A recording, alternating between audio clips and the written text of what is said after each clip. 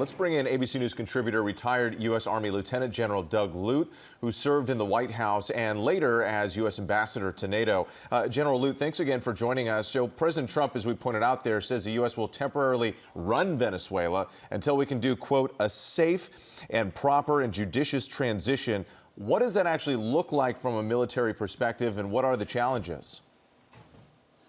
Well, I think this points to the fact, the reality, that we have a change of leaders in Venezuela, but not a change in regimes. So Maduro is gone, he's in New York, but his team, his regime remains in place. And are these leaders interested in giving up their power, as a transition suggests? And beyond that, are the people of Venezuela really interested in the U.S., quote unquote, running their country? So a lot of questions here.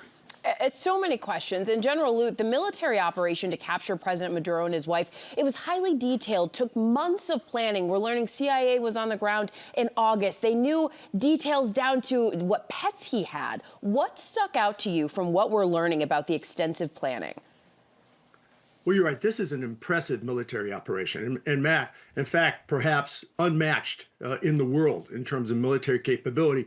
And it's a good thing that the United States has that kind of capability. In particular, in this case, I was struck by the integration, the combination of all the tools. So intelligence alongside air, sea, land, and space assets, all brought together at the right time and in the right place to have the effect, the capturing of Maduro that was intended. But while military capabilities alone can deliver Maduro to New York, military capabilities alone cannot deliver success in Venezuela. They'll have to combine military capabilities with diplomatic, economic, information capabilities as well. And it's not clear that those elements of what follows, that those elements of the team are in place. Lieutenant General, talk to us about the strategic backdrop of this operation. President Trump said this, that the U.S. built Venezuela's oil industry with American talent, drive, and skill, and the socialist regime stole it from us. Well, look, it's clear that oil is a significant part of the strategic backdrop, with Venezuela holding the largest global reserves of oil above all, right? So oil is a big part of this, but it's not the only part. I think even more strategic is the Trump administration's declared objective to dominate the Western Hemisphere.